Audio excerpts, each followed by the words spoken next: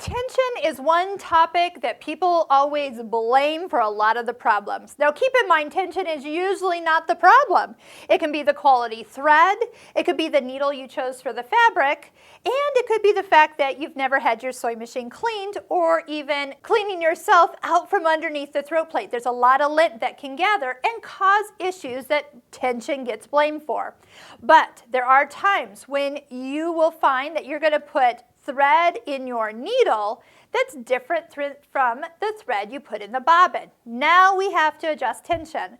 So tension actually sits right here on the screen, but I want to show you that because it starts at 4.6 and we can change it. Now if we change it, did you notice when I pushed the minus sign, it went to 4.4.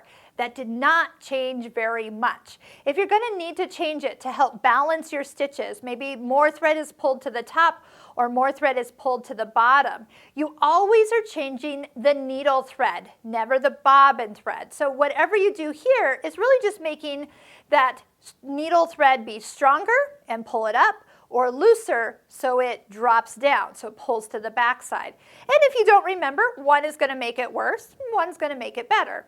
Now you are going to find that if instead of just taking it from 4.6, that's where we started, take it up to 5.6. That's a whole number change.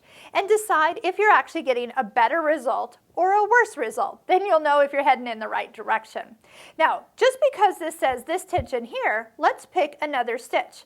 Your machine is set up, so let's say buttonholes in stitch 1. Look at the tension now. Buttonholes consists of a satin stitch that we want to pull to the back side.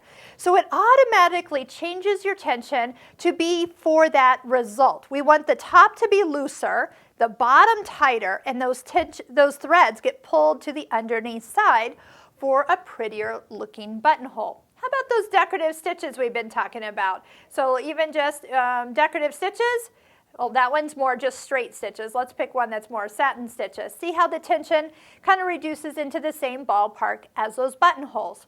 So I'm not saying this has automatic tension, but it will automatically kind of reduce it down when you need it, increase it when you do need it for other stitches, but you're still in charge of if you have two different weights of thread in your machine, or if you have not taken care of your machine, you might find tension is what corrects it, but what you're really needing is a better quality thread, a new needle, the right size of needle, or once again, pop this plate off and clean out down below. So before I start messing with tension, that's what I always recommend to our students when they have trouble. Free motion quilting, so when you go up here to the free motion settings, sometimes here is when your foot actually is kind of hovering, it's hopping, and you get a different type of stitch. You sometimes need to adjust your tension for when you are free motion quilting. Again, you'll decide if you're seeing more thread on the top, you're going to loosen it.